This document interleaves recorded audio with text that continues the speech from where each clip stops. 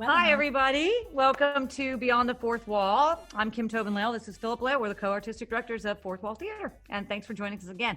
And tonight we have Miss Leslie Swackhamer. We are so happy we could reschedule her. She was scheduled to be with us earlier, about, almost a month now, I think. A little Time while. for no meeting. I know. So we have her back. She's one of Houston's wonderful treasures here. She's director, producer, directs every kind of theater there is, and has been a real staple at Stages Repertory Theater. She works at the Alley, the Opera, just about everywhere. So if you haven't seen her yet, you really have missed out. So let's hear about her life and everything she does with us, and let's dig into Leslie's life. Well, why don't we start with what we were talking about just before we went on, which was what you just finished at Stages. Talk a little bit about what that was and some of the challenges you faced because of having to do it on this kind of platform. Well, we were all just bopping down the highway of rehearsals and making shows, and I was so excited because I've directed. This was going to be my 14th play at Stages, and in fact, my first play in Houston was at Stages with Philip. Yeah. Yep. Thank you. So I know, I saw that. And so I was, and you guys were together then, were you? We just started dating. So, here we go. Here it is. I thought, well, this is great. You know, Stages has just opened this fabulous, amazing new theater, the 𝗟𝗲𝗀𝗶𝗲. And I was going to be the second show in their arena, the Lester and Sue Smith stage, which is just the most lovely arena stage. It's so perfect. And so I had this amazing cast to do Sensitive Guys by 𝗕𝗽𝗀𝗹𝗵𝗺𝗺. And it's a play that's about rape culture on college campuses. And all the women play a group of survivors in a survivor support group, and then they also play men in a sort of men's consciousness raising group. And they also play like the dean of students and a teacher and this, that, and the other thing. And the trick, of course, is seeing them change gender pretty much right before your eyes. So we had done a ton of rehearsal, working on physical transformations, and we had gotten, the whole show was one day away from tech. So we'd had run-throughs, we'd moved into the space. It was working gloriously. It's a hard topic, but we, as an ensemble, we're just having an amazing time. And dun, dun, dun, COVID. You know, and we had to put the show on hiatus. And honestly, I think this was the beginning of March. We didn't really know what was going to be happening. Sure. And we thought we would just pick it back up and perform it for audiences in June. Yep. I mean, we really did. We just, so did we. Yeah. We just really did. So, we just sort of hung out and waited for that. And it was, hard, but we were all very optimistic and we kept in touch. We had a weekly Facebook face chat Zoom meeting. And then it became clear there's no way that we could bring this into the theater. People couldn't socially distance. The virus was actually spreading. So at that point, 𝗕𝗽𝗀𝗶𝗃, who's the artistic director, said, well, what if we film it? Actually, why don't we do it as if everybody's talking on Zoom? And that was really hard. I'm going to be honest, because I was so invested in the performance aspect of the physical transformation. And the actors were so good that I kind of went into mourning for that idea. And then, but the playwright was game to try. So they looked at it, I looked at it, and at a certain point, I just said, well, who knows how long this is going to go on? I mean, we don't know how long this is going to go on, right? Right. And while I am, a real purist and kind of old-fashioned about theater, I mean, I love theater. I love the audience. Yeah. I love being in the room with the audience in the moment, and just how the audience and the actors have a feedback loop that's unique every single performance. And, I was really sad about that. But then at the same time, I was like, well, I'm not willing to go 9 months without being creative. Right. I mean, I've got my garden. I'm creative with my potatoes, but, I'm not willing to do that. This is reality, and this is the reality we have right now. Maybe I better learn how to deal with it. Yeah. And so the Stages was super passionate about the play and about our work, and really supportive, which meant a great deal. And we just gathered our forces, and we had a really steep learning curve. Luckily, my assistant director is 𝗕𝗽𝗀𝗀𝗃, and he is a wizard with technical things. That's a great guy. He is. We've He's worked a times treasure in this community. And he's a director in his own right, and also projection designer. He was doing sound design for this. So Peter and I were like, okay, we don't know anything about this. Let's learn. And everybody's been learning as we go. Yeah. We got in touch with some people who had done some virtual presentations of things like She Kills Monsters. We debriefed with them about best practices. We learned a lot about technology very, very quickly. And then we went into rehearsal on Zoom, and we rehearsed for a week, and then we shot for a week, and then we edited, and now it's all in this beautiful package. It's actually quite powerful as a Zoom conversation. And so, did I just freeze? No. Okay. You're good. And so it's going to be released mid-August. And while that's happening, as we were discussing this whole project and turning it into something for the virtual world, we also got the idea that we would make a documentary of just, a group of artists caught up short by COVID, and how we just overcame how creativity and belief in the work. Are you directing that documentary, or is Peter, or who is? Well, we basically, so we have a lot of B-roll, and we took a lot of rehearsal pictures because we were having so much fun, honestly. And so then we recorded all of our rehearsals. And now what we're doing is Peter's editing it. We're working together on how to tell the story. We also interviewed all the actors and the designers and leadership at Stages so that it's a chronicle, not just of our company, but also just, the coronavirus coming for us. And it's a lot of, I joked to my husband yesterday, I said, I at one point flirted with archaeology. And I feel like I'm an archaeologist right now, because I'm combing through all of this footage, trying to find, moments that will tell this story. Yeah. So anyway. I did too. I flirted with being an archaeologist too. Oh, really? Yes, I did. I took 2 classes at Sam Houston in archaeology. It's fascinating, but I discovered theater's perfect for me, because a play only takes a month to rehearse and then it's up. Whereas archaeology, you could be working on something 5 years before you even find a toothpick. That's right. Your whole life. Your whole life. Yeah. And I'm like, I need that a little more instant gratification. Me too. I was like, wait, you mean I have to stay in another country for 10 years? I don't know about that. Digging in the dirt. That sounded fun at first when it was a month. So yeah. Tell us who your, if you can remember them all, who your actors and designers are for this project. Oh, good. You're going to make me sound like I. No, I'm sorry. No.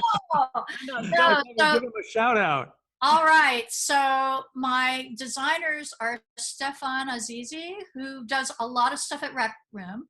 Okay. And then L.A. Clevenson, who Oh yeah. she's designed for you, and then she We went off love her. and got her MFA. Yeah. And I've brought her back. She did Tosca with me, and now she's doing this with me. But she lives in Brooklyn. Right. Yeah. And Christina Gianelli Yep. Who we is adore. my lighting designer. She's a genius. And yeah, and she was, she really became the de facto art director in the shoot because Stefan had a plate full of other stuff. So she had an eagle eye, and I just let her pay attention to all those little details. Thank goodness. Yeah. So that's my ACE design team, plus Peter he was assistant directing, but also doing sound. And he's assistant directed for me a number of times. So at this point, we're really very fluid in how we work together. Yeah. So it's a nice, and he's a film director. So what was fun was we'd always talked about doing a film together. Well, we just did a film together. Oh, yeah. There you go. Yeah. That's good. And then my actors. Mm-hmm. Okay. Raven Troop. Oh yeah. Just absolutely fantastic. Great. Emily Neves. Of course, who we adore and miss. I wish she was here, but that's nice. She came in. Miley. Oh yeah, great. Mm-hmm. Donna Litton. Do we know Donna? Yeah, I know Okay. Donna. Yeah. It was my production of NSFW last year at Stage. Oh, okay. I know who she is. Yes. Okay. Yes, and Rachel Logue. And Rachel, who is my heart. I love Rachel. Yeah, I mean, and what a great cast. we were like, and what was fun is we really needed to have a true ensemble. Mm-hmm. And so we did a lot of physical work. I went to Japan back in the dark ages and studied with Tadashi Suzuki, and I still do a lot of his work. And so we all trained doing Suzuki every day, and we did viewpoints to just build ensemble and build our physical awareness. And H. Russ Brown came in and worked with us we did Laban analysis of male versus female, plus the characters, how they would manifest that, because every character is different. So it wasn't just a general wash in terms of the gender. So and then Nina Garcia, who is a fabulous actor and was in my production of Failure, a Love Story at Stages. It's somewhere there. She has since gone on and gotten a master's degree at NYU in, I'm going to mess this up. She's a drama therapist. And I asked her to come in and do some work with us on processing trauma. And because we've all had experiences in one way or another, may not have been sexually assaulted, but we've had experiences where we've been threatened, or there's been and she came in and did a workshop with us to help us process that, and also give us some tools for going forward in the rehearsal so that we all were very safe. And it just formed this amazing bond for us. She also helped us put together a resource list, because there may be triggering moments in the play for some of our audience. Oh, yeah. It was really super collaborative, wonderful. Just the process itself was so rich. That's awesome. It was hard not to be in the room with each other, but because we'd had that process, when we started doing the Zoom, we already had relationships. We already could talk to, and even though somebody wasn't there, we could imagine them. So I think that made a difference. Yeah, I think that's better than when you're starting a Zoom from scratch and you don't ever get to be in the room. Yeah. I mean, we were talking about the lag in Zoom, how you can't know if you're really responding right in the moment. Right. It's kind of creepy. I don't know. Maybe Zoom needs to develop a theater app. something, because it's also because of the way the weird thing too, like even when we're talking right now, it's like lucrative. it's hard to know where you're looking. And like when I'm looking at you, sometimes I want to look at myself to see where I'm looking, but then I'm not looking at you. So if you're trying to do theater, it's very distracting to try to stay in touch with the other person and not want to see and then all of a sudden you're paying attention to your own reaction. Right. And it's also not real.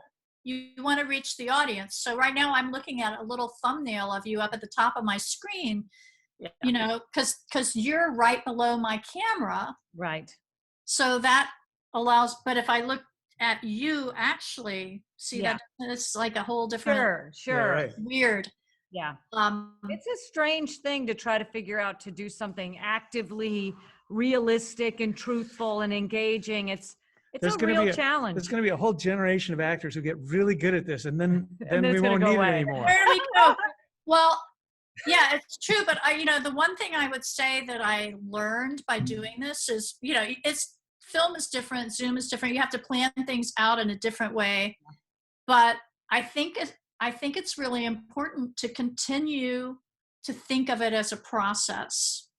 Oh, sure. And if you continue to embrace that this is a process, our friend serendipity will still manifest herself. So nice. What a good way to think about it. That's true. I want to ask you something. You mentioned that you spent a lot of time, and a lot of directors won't do this. Rehearsal time is precious, and you said you did this Suzuki stuff and some Viewpoints and had Nina in to work with actors. And I remember when we worked together, we've done those 2 shows at Stages, Amy's View. We didn't do it like anything like that I remember in Amy's View, but I do remember a field trip that we took for Lady. Do you want to describe that? Do you remember?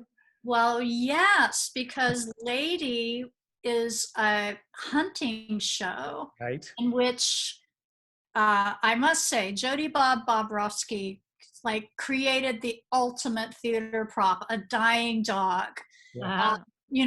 And so these buddies are on a hunting trip and they're carrying rifles around, and I'm like, you know what? We are in Texas. There are going to be people in our audience who will know that we don't know anything about guns. They will, and we really didn't, did we? Yeah, right. I actually knew much more than you guys. Oh yeah. So I found, I don't know, did I find it? I don't know. I called this gun club and found this guy who's like a coach for skeet shooters, Mo. That was his name. Remember Mo? Good on you. I never could have. And Mo, like, we spent an afternoon shooting guns. Yeah, 3 actors. 3 actors and you, right? Yeah. Got skeet. Some of us hit a skeet or 2. Yeah. And I hit mine on the first try. I think I remember that. Yeah. Yeah. And then do you remember, this has nothing to do with anything, but do you remember the day that Kirk Markley, who was then the tech director at Stages, came in and told us he was going to test the round of a gun in the space for the first time? Do you want to describe that, or shall I? Oh, I think you should describe it. So Kirk said, well, I'm using half loads. So, you might want to plug your ears. I don't know really how loud it's going to be. So he goes, okay, we're going to do it now. Everybody ready? 1, 2, 3. And he shot off it was a shotgun with a half load, dummy in it. And the sound, I felt it in my teeth, in my chest. It was the loudest thing I've ever experienced, possibly. Oh my God, we're going to have heart attacks in the audience. We gotta fix that, right? Yeah, we can't do that. That ain't happening. Oh my God. Oh my God. Yeah, that was also the rehearsal where Tim, who came in from Seattle, drank a whole Red Bull without realizing he was only supposed to drink like half of it or something. He had oh no, I don't remember that. Yeah, that was yeah. So anyway, I had, it's interesting. I've done a couple of shows at Stages where all the cast has been men. Oh yeah, you did. Single white. No, single. What's it called? Straight white men. Straight white men. What? Yeah, straight white men. All white men. Yeah, right. That was a remarkable production. Yep, I enjoyed that. There was a lot of testosterone in that rehearsal. Yeah, wow. Yep. It was really interesting how it sort of accumulated. Yeah, that's great. Was that true in Lady? We were less testosterone. Yeah, you guys were more laid back. Oh. I answered your question. I was like, yes, you did. You did. Yeah, no, I just wanted to talk about the guns. I think it was a really, I enjoy things like that when I'm in a cast. It not only kind of built camaraderie, because I didn't really know those two guys that well. None of us did. And so that, having that experience of going out and shooting guns one day, it really kind of brought us together. And it's a show about three guys who are really good friends. Yeah, they've been friends since high school. Right. And so, I thought it was really wise of you on more than one level to take us out and do that. And so good on you. Like I say, a lot of directors won't spend time that way. It's interesting. Probably one of my big early mentors was Josie Abity. She was the artistic director at the Cleveland Playhouse at a time when there were not very many women artistic directors. Yeah. And then she went on and was the artistic director at Circle on the Square in New York. And Josie had a saying that I've stolen, and that is like, when you don't have a lot of time in theater, you need to take your time. Because if you don't once the foundation is laid, everything else can happen. But if you don't take the time to lay that foundation, you won't. Yeah, it's just not going to happen. Great thing to That's think a about. great thing for directors out there to remember. We have a question on here. Sally Burtonshaw, a very good actor who's worked with us at Fourth Wall and around town. She asks, what draws you to material, and who are some of your favorite playwrights? So maybe that might be a tough question for you too. I'm sure you have a lot. Yeah. Yeah, I have a lot of playwrights that I love. What draws me to material is I'm always looking for a real voice in the writing. What do you mean by that? That only this particular playwright has a unique way of looking at something and expressing something, and that nobody else has, just a singular vision. I do a lot of new work, but and then the other thing I do a lot of, increasingly the work I do, I really just want to do work that has to do with social justice and how we view ourselves, what our place in the world is, how we view it, how we challenge ourselves to make it better. So I do look for things that have a little more of a political content, not necessarily a preachy content, but something that's going to have, and it can be funny. It's just, I know a great example of something that, because you and I speak a lot, and this is bringing something else into this question about plays that you get for the Susan Smith Blackburn Prize. Right. I'm constantly talking to playwrights I know every year, trying to get something to submit and bring in. And sometimes I find something and sometimes I don't. But one of the plays you sent to me that you wanted to direct at my theater, which I would have been my honor to have you to come direct, but we didn't get an opportunity to get it because the Alley did it, which thank God they did it. It's one of my favorite plays I've seen in years, which is a singular voice that is unique and beautiful and amazing, was the Nether. Oh gosh. And right. Philip obviously was in it. And I remember when James called Philip and I was like, you have to do this play. Yeah. That was amazing. And I remember when I read it, I was like going to go right into motion to get that, to let you come in and do that. But I was also worried that we wouldn't be able to do technically in my theater what maybe needed to be done for it. And you said to me, we'll figure it out, Kim, I remember. Yeah. But Alley did it, which is fantastic because they had the budget to do what made it so beautiful and wonderful at their theater. It was fantastic. Kevin did a beautiful job. Yeah. Kevin Reed, I don't know who I'm talking about, who works with us sometimes and works all over. But that is a play for Haley. Well, yeah. So I look at that, and then and then for me, I really want to play that's best incarnation would be on the stage. Mm-hmm. Like this play will live 1,000 times better on the stage than anywhere else. And I believe that theater is a magical place, and I want plays that embrace that magic and allow, and that invite the audience to have a journey of imagination. And sometimes when I read those plays, they scare the hell out of me, and that's a really good sign. I think so too. That's a really good sign. I'm like, I want a play that I'm kind of scared of, you know? Yeah. I mean, at this point, I refer to myself as one of the ancients. You know, but, I mean, I have enough experience to know that I have craft and intelligence and the ability to gather a group around me that will help me find the questions, because the questions are where the gold is, but then also find the answer. So, you know, something that does that answer the question? I think absolutely. Well, and like maybe for people who are watching, like give an example of whether it's like for a play you've already done, like let's say Marie Antoinette. I know a ton of people in town saw Marie Antoinette, which was a beautiful, amazing production. Stunning. Okay, stunning. At Stages. And what would have been? At Here's Stages, some photos of it. which is another one of Houston's great designers, Ryan McGettigan, did the design for that, which was spectacular. It almost looks like that's a graphic or something, you know. Those are production photos of the set. Right. Yeah, and it was like he discovered this stuff that's like fake neon, but that can change color. It was very effective. Yeah, he was so inventive.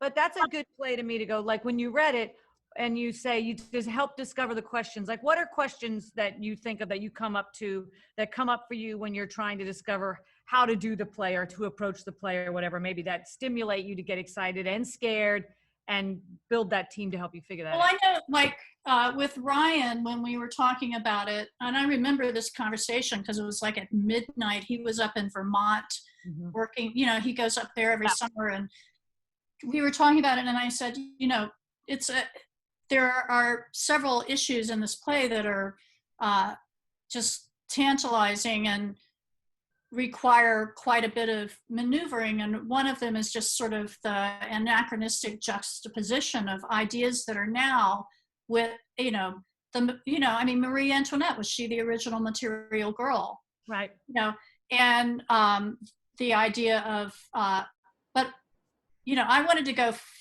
further into also just, actually, Marie Antoinette was somebody that was constructed by somebody else. Who was she really?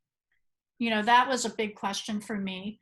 And also this world that's been constructed and created that has a high gloss to it, that then underneath is just dark and fetid. And that's where we came up, and, you know, I kept saying, you know, whatever is the first act everything gets destroyed at the end, and then we're in some other place in the second act. Right.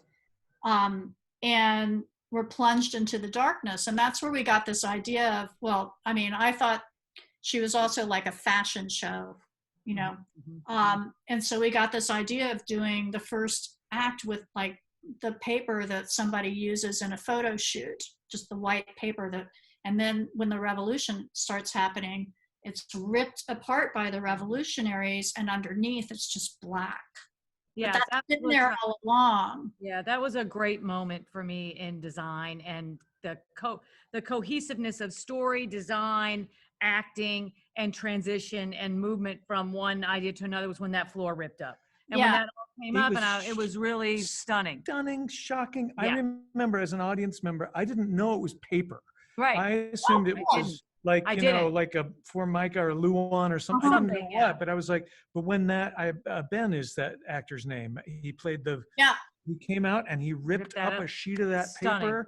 He was going in slow motion while everybody around him was raving. Yeah, and the sound of it ripping and that what was underneath the transformation. Oh my God, what a moment. Well, my team and I storyboarded that play. That's something I really started doing when I started working in opera, is really like, even if it seems like a naturalistic play, I'll storyboard and think, you know, how do we move from one scene to the next from a more of an idea place in terms of what it looks like and how it moves through time, you know, and actually that works really well. you know, think ahead with those ideas. That's how we came up with, like, we were just bashing our heads against the wall in terms of, you know, the end of Marie Antoinette, you know, has a guillotine moment.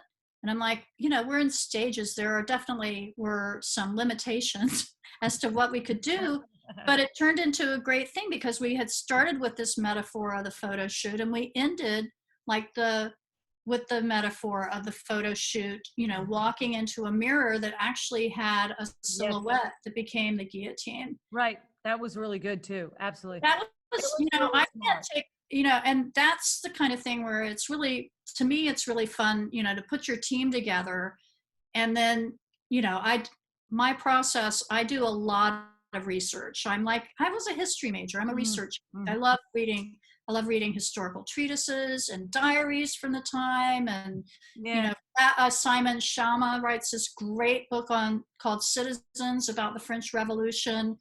So I just cram my head full of this stuff and then I let it go. Right. It's there. And then you can just be free. And so then I get in the room with the designers and we just bounce and who knows where every idea comes from. I love that. That's hopefully what great actors do too. They exactly. cram all the technical into their head and then they let it go and they pay attention and they react and respond truthfully and spontaneously. Right.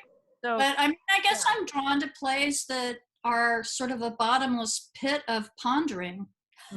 You know, I mean, I like to be like, I like to go home and have dream time every night and be thinking about some issue and go down a rabbit hole of, you know, Descartes. Oh, what did he really believe? You know?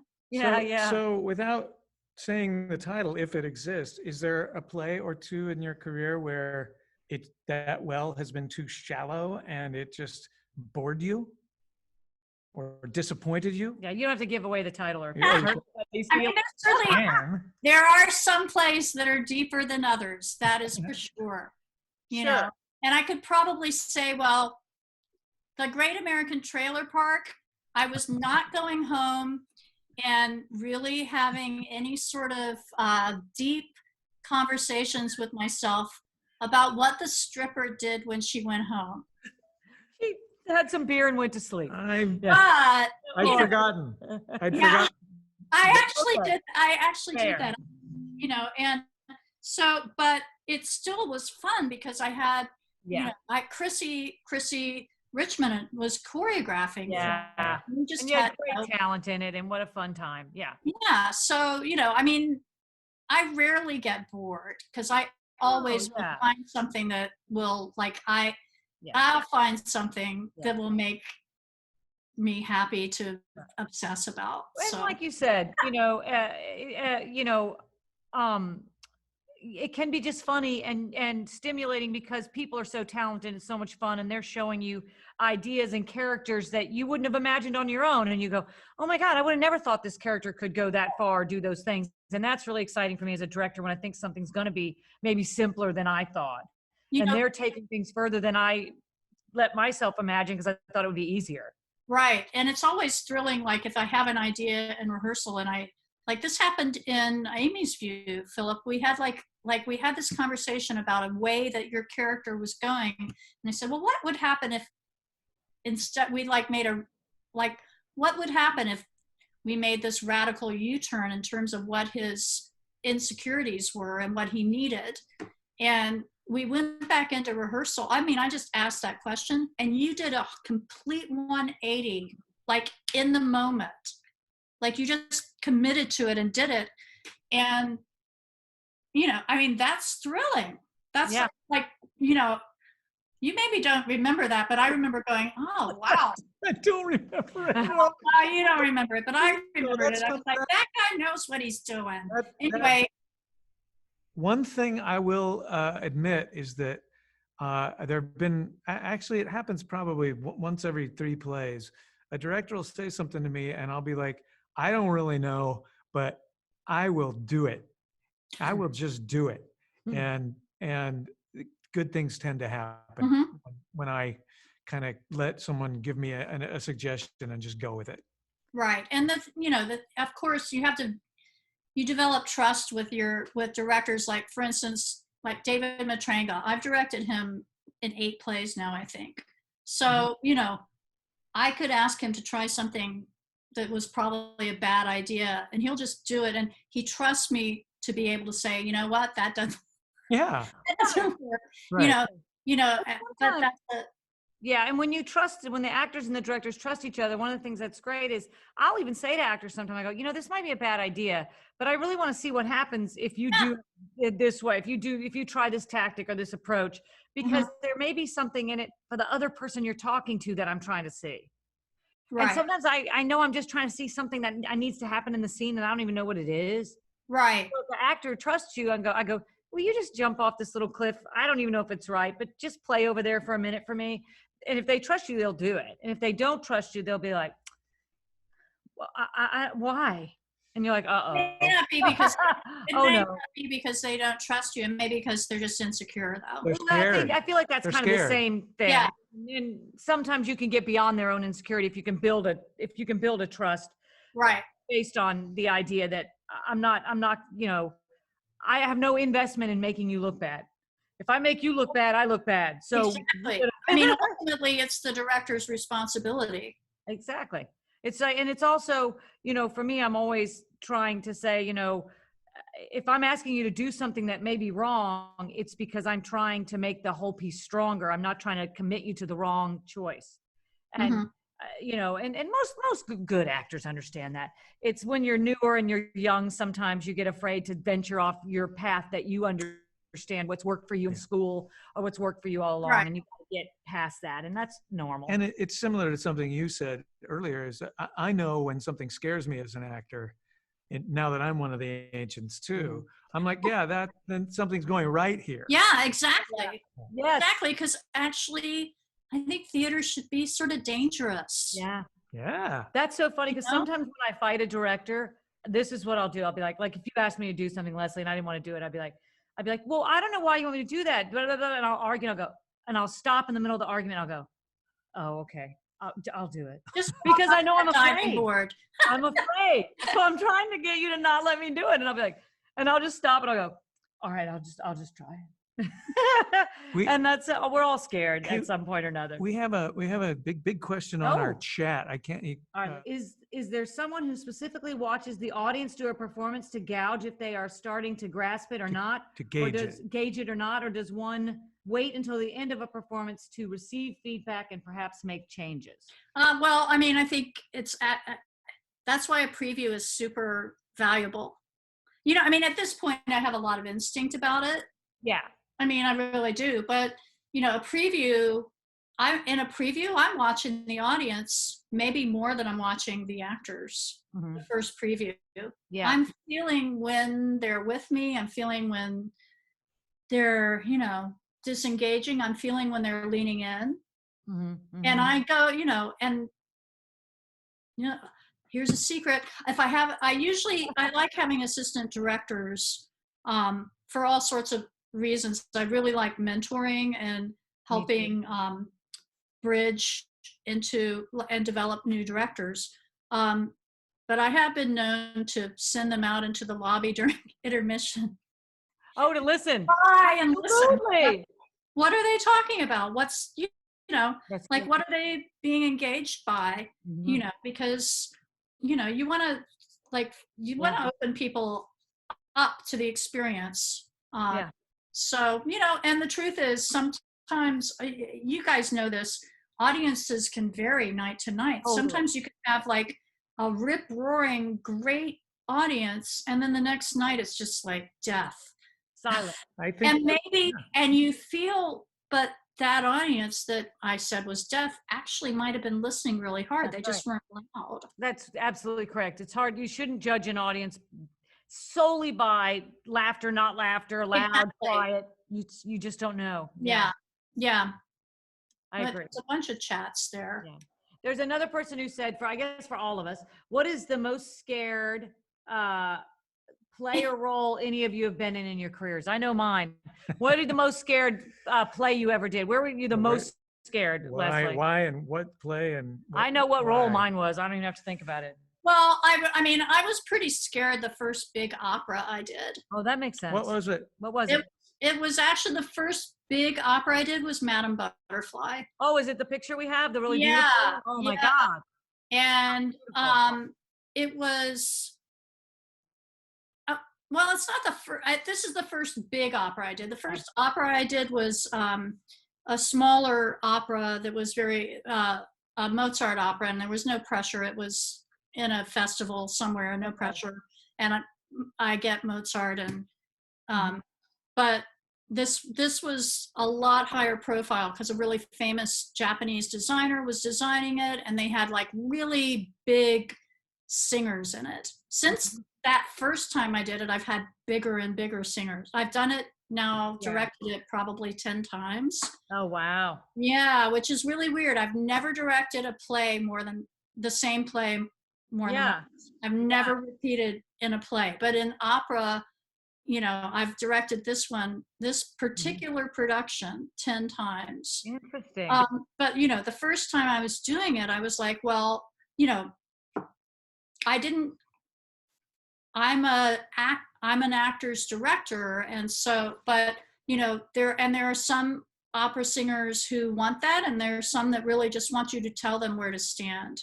Yeah. Which is not the kind of singer I really want to work with. It's not very interesting. That's really boring, actually. It's soul sucking. You know, it's like, no, we could collaborate and find something. And it's actually interesting because one of the biggest sopranos I worked with, 𝗪𝗹𝗪, she'd just done Butterfly at the Royal Opera House and came to the Kennedy Center to do it with me. And she, you know, I was like, oh, great, I've got a real diva now. She actually turned out to be one of the most satisfying collaborators. She was like, oh, I'm finding all these new things I'd never done before because of what we're doing. And it was, she couldn't get enough of it. That's you know, but I guess I was afraid. I wanted there was a lot of pressure, and there was a big spotlight. Yeah. And there wasn't the comfort of the kind of process that we have in the theater. Like sometimes, like when you actually you tech all day without your singers, and then you get them at night for a couple of hours. It's really weird. So I think I was scared and nervous, and you know, there was I was like, boy, if this fails, it's going to be a spectacular failure. You know, a lot of money is spent on an opera. So I don't know. It worked out just fine. I keep directing it. Yeah, it's been great for you. Well, for me, I don't know what yours was. The most scared I ever was Faith Healer. That's the most scared I've ever been. That petrified me every night. Every night I stood in the back and thought, I'm going to just run to the parking lot and leave. And when was that? When was that? That was. Why was it? Why was it? Well, I think it was two things. I think it's because it was so big, and if I got lost, there was no one on stage. So it was 45 minutes, which is kind of a catch-22. If you're lost, no one knows it. But if you're lost alone. And you know it. Well, and also the dialogue, what we discovered in the dialogue after, we thought we'd cut the play at first because it was so long. You can't cut that play. Every person references almost in like every other line something the other person says. So I was really scared of that. And then it was also just because John Tyson directed that play from the alley. He used to be at the alley. And he had me, and he was determined that from the beginning, which is interesting. I don't normally make decisions from the beginning, but he made a decision from the beginning that I was to sit in a chair the whole time. So I was like, oh shit, I have to sit in a chair for 45 minutes. Who's going to listen to me for 45 minutes sitting in a chair? I don't want to listen to anybody in a chair for 45 minutes. So I was very afraid of having that emotional context for the whole 45 minutes in a chair, because quite often your energy can get sapped from just absolutely. Yeah, so I was really scared of that piece. So, but it went fine. People loved it. It went well, but I had a tough time with that one. So that was hard for me. What about you? What was your scariest? Well, I actually think the most scared I've ever been were kind of understudy situations, or God. We had to fire an actor in a show we did here, and I took over for him and had to learn a big role in about a week, you know. So those are pretty terrifying when you just don't have the time to prepare, and or you're not part of the regular production, and you're thrust into that. So that's scary. But you know, whatever. Yeah. I'm scared all the time. I'm scared every I opening. get scared a lot, but every- that was really cool. Butterfly. Yeah, I used to not be able, like my husband wouldn't sit next to me for an opening night because I would claw him. Ah! Yeah, right? Yeah. Oh, man. Hey, we've been talking almost 45 minutes or more than 45 minutes, and I want to make sure we talk a little bit about your role as the executive director of the Susan Smith Blackburn Prize. Could you tell people who might not know anything about it a little bit about it? Okay, well, the Susan Smith Blackburn Prize is the oldest and largest prize honoring women playwrights. It was founded in 1978, and I haven't been with it from that point.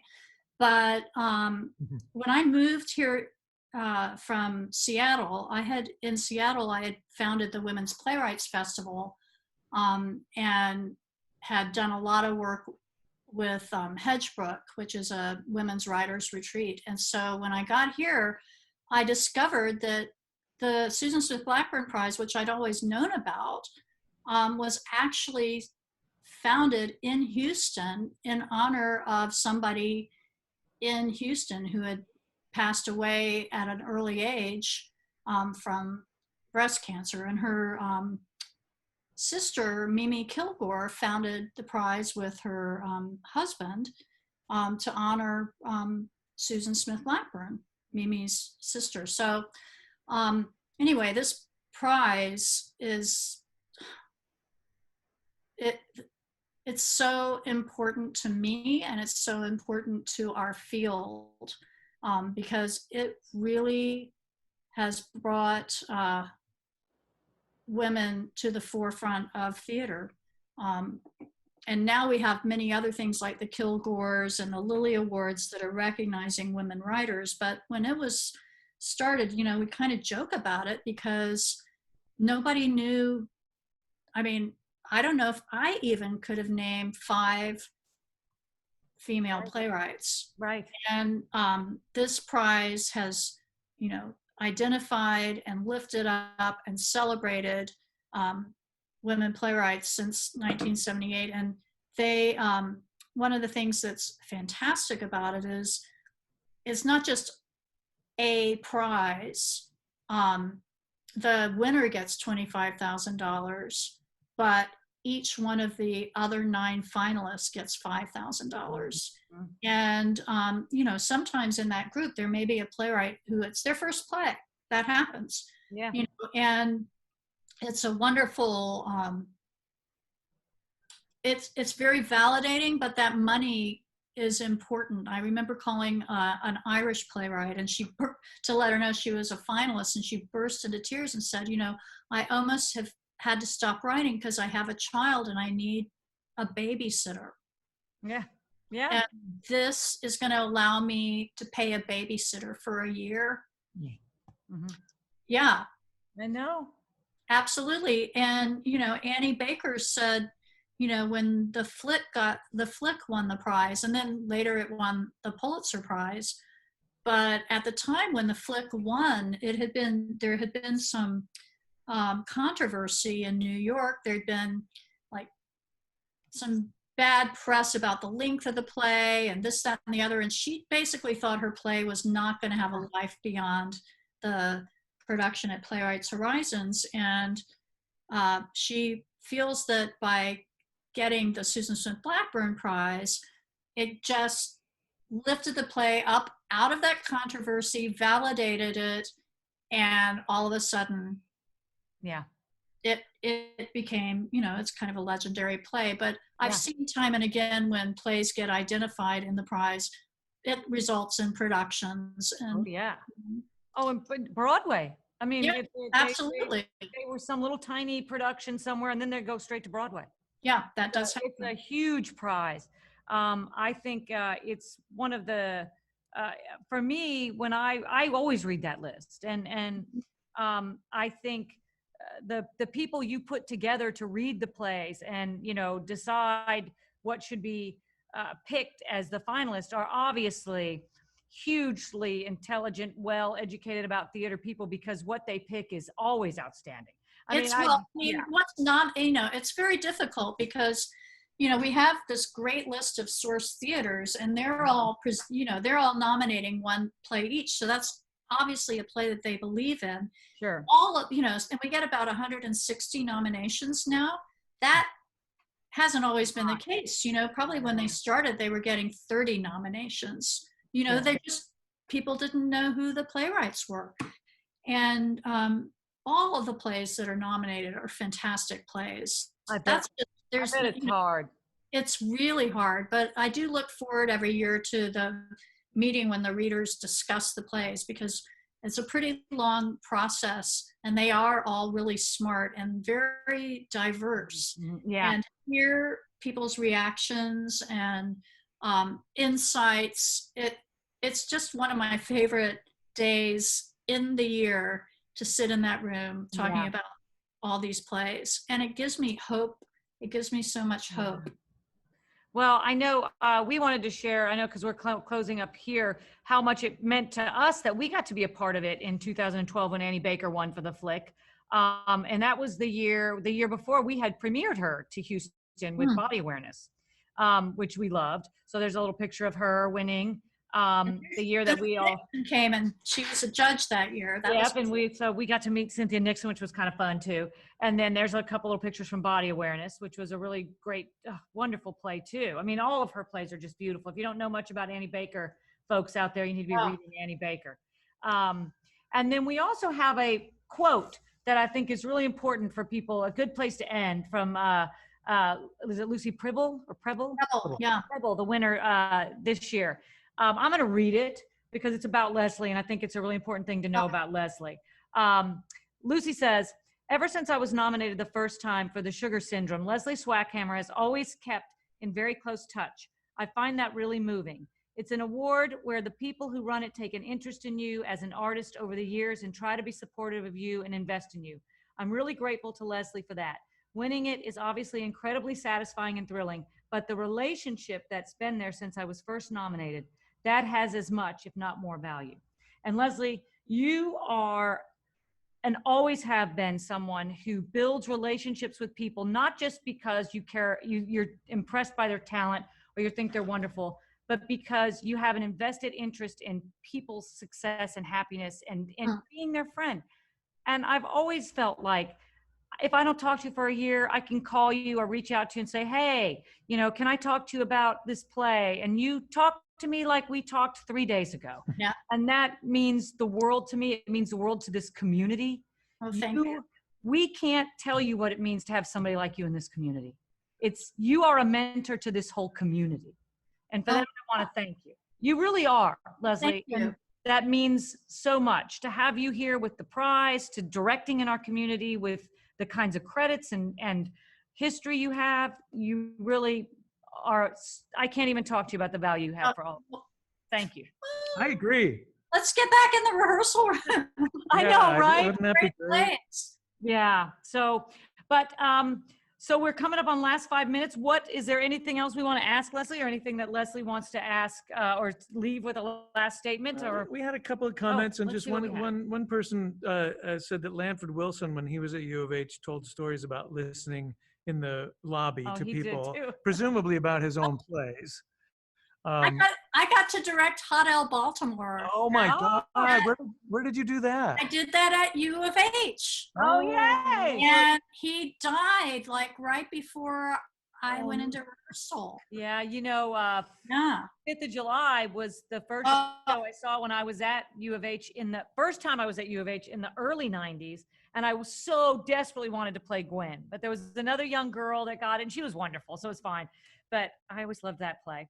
And love him. 𝗕𝗏𝗀𝗵𝗺𝗵 is a play I've never seen, and it's legendary to me because it was the show that really put Steppenwolf on the map when they did the co-production in New York with Circle in the not Circle in the Square, Circle Repertory Company. Circle Rep. Rest in peace. Yep. But neither here nor there. Yeah. And I think we should just say goodnight. Yeah. I mean, we've been talking an hour. And and when this conversation is great, and it makes me think we got to do this let's just have some more conversations, Oh, yeah. Good. Yeah, we have a movie club we actually do every week. And, I was thinking we should do like just artistic brainstorm clubs where we all get together and have like a little Zoom or something. And anybody who's interested in that can send Fourth Wall an email and maybe make something like that happen. I think the one thing I would like to say in wrapping up, I've really been thinking about, what we're this moment in time where we are, and it's frightening. So many people have lost their work, and so many artists. It's a precarious time for the arts. But I also think it's a potentially really fertile time for the regional arts.